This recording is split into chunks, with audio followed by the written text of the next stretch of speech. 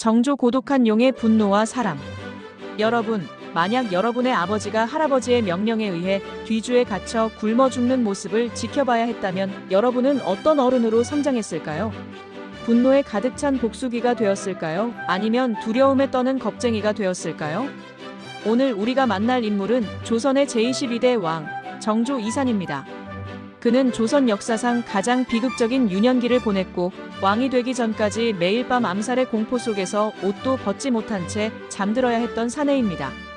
하지만 그는 그 지옥 같은 시간을 견뎌내고 조선의 마지막 불꽃을 피워 올렸습니다. 1. 아바바 아버지를 살려주옵소서. 1762년의 어느 여름날, 어린 이산은 평생 잊지 못할 참혹한 광경을 목격합니다. 자신의 아버지 사도세자가 할아버지 영조의 노여움을 사뒤주에 갇힌 것입니다. 8살의 어린 세손은 할아버지의 옷소매를 붙잡고 눈물로 빌었습니다. 아바바, 아버지를 살려주옵소서. 하지만 영조는 차가웠고 아버지는 비명 속에 세상을 떠났습니다. 이날 이후 이산의 삶은 죄인의 아들이라는 딱지와의 싸움이었습니다. 아버지를 죽음으로 몰아넣은 노론 세력은 이제 세손인 이산마저 제거하려 혈안이 되었습니다. 저 아이가 왕이 되면 우리를 가만두지 않을 것이다. 그들의 도끼는 어린 세손을 향한 끊임없는 암살 시도로 이어졌습니다. 2. 옷을 입고 잠들어야 했던 세자. 이산의 처소인 존영각에는 밤마다 자객이 숨어들었습니다. 지붕 위에서 발소리가 들리고 칼날이 문틈을 파고들었죠. 이산은 누구도 믿을 수 없었습니다. 그는 밤새 불을 켜놓고 책을 읽었습니다. 아니, 책을 읽는 척하며 암살자의 기척을 살핀 것입니다. 그는 암살 시도에 대비해 항상 옷을 갖춰 입고 잠자리에 들었으며 무예를 익혀 스스로를 지켜야 했습니다. 나는 반드시 살아남아야 한다. 살아남아서 아버지를 욕보인 저들에게 본때를 보여주리라.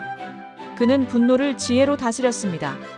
신하들이 그를 시험하기 위해 어려운 질문을 던지면 그는 밤새 읽은 책의 내용을 통째로 외워 대답하며 그들을 압도했습니다. 적들조차 세손의 학문은 신의 경지다라고 혀를 내두를 정도였죠. 그렇게 그는 14년이라는 긴 세월을 죽음의 공포 속에서 버티며 왕의 자리에 다가갔습니다. 3. 과인은 사도세자의 아들이다. 1776년 마침내 영조가 승하하고 이산이 왕위에 오릅니다. 즉위식 날 정조는 자신을 도끼 어린 눈으로 바라보는 신하들 앞에서 첫마디를 내뱉습니다. 과인은 사도세자의 아들이다. 조정은 얼어붙었습니다.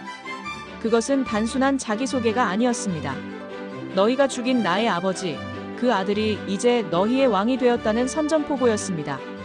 아버지를 죽인 자들에 대한 피해 복수가 시작될 것이라는 예감에 신하들은 벌벌 떨었습니다. 하지만 정조의 복수는 그들의 예상과는 전혀 다른 방식으로 흘러가기 시작합니다. 칼 대신 책을 든 복수, 그리고 개혁의 요새.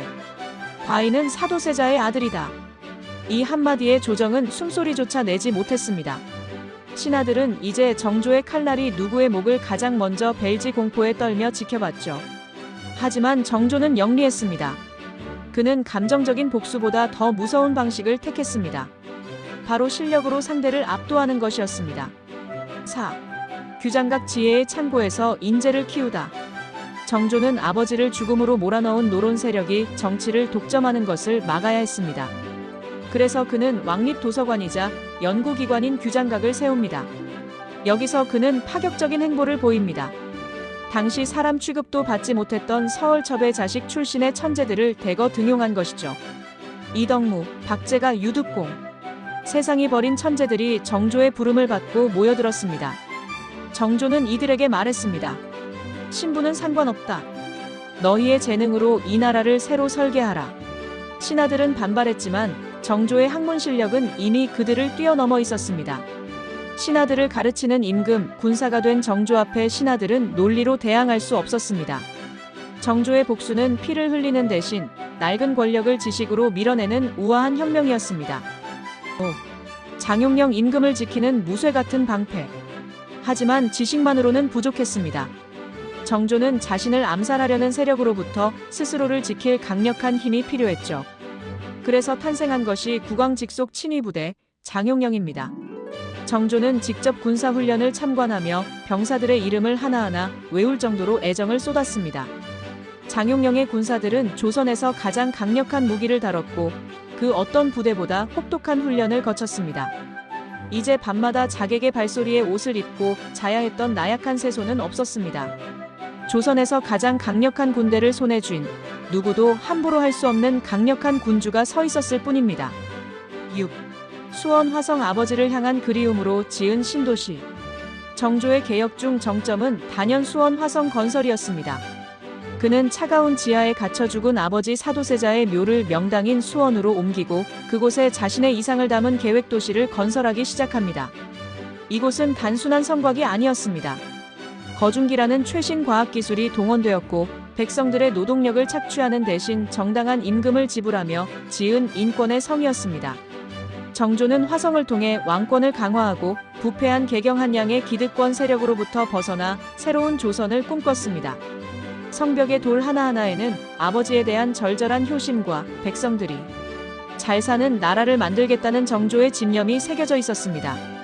멈춰버린 개혁의 꿈, 그리고 정조의 마지막 편지. 정조의 조선은 찬란했습니다. 시장의 독점을 없애 백성들이 자유롭게 장사를 하게 했고 규장각과 장용령은 나라의 기둥이 되었습니다. 하지만 이 모든 화려한 불꽃 뒤에서 정조의 몸은 서서히 타들어가고 있었습니다. 그는 24년의 재위 기간 동안 단 한순간도 마음 편히 쉬지 못했습니다. 7. 고독한 왕의 비밀 편지. 우리는 흔히 정조가 신하들과 매일 싸우기만 했을 거라 생각합니다. 하지만 최근 발견된 정조의 비밀 어찰은 충격적인 사실을 말해줍니다. 그는 자신의 최대 정적이었던 노론의 영수 심환지에게 수백 통의 비밀 편지를 보냈습니다. 내 성질이 워낙 급해서 자네에게 화를 냈지만 사실 내 본심은 그게 아니니 이해해주게. 이 안건은 자네가 먼저 반대해주면 내가 못 이기는 척 받아들이겠네.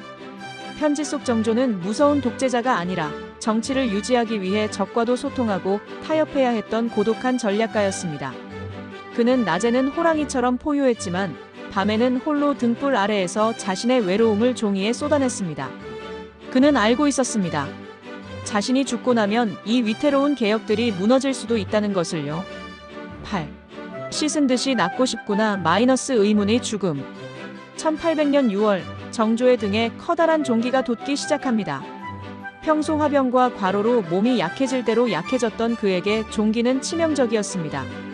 고열에 시달리며 정신이 혼미해지는 와중에도 그는 마지막까지 국정을 걱정했습니다.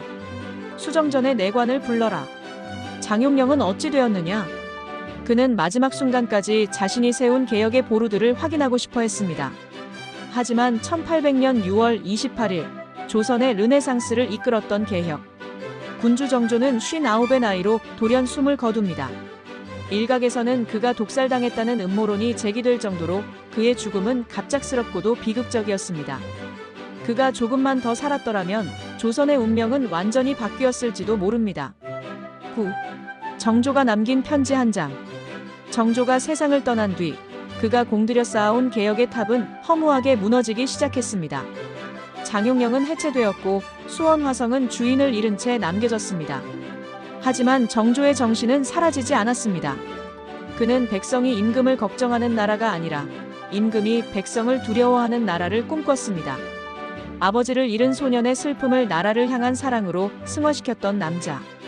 백성에게 도움이 된다면 내 고집쯤은 언제든 꺾을 수 있다고 말했던 그 유연한 지도자. 오늘날 우리가 수원 화성의 아름다운 성벽을 걸으며 느끼는 그 평화로움은 사실 밤잠을 설쳐가며 나라를 설계했던 한 남자의 치열한 투쟁 덕분입니다. 정조 이산. 그는 조선의 마지막 자존심이었고 우리가 오늘날 꿈꾸는 진정한 리더의 표상이었습니다. 고독했던 용의 이야기는 여기서 멈추지만 그가 꿈꿨던 백성이 행복한 세상은 여전히 우리 시대의 과제로 남아 있습니다.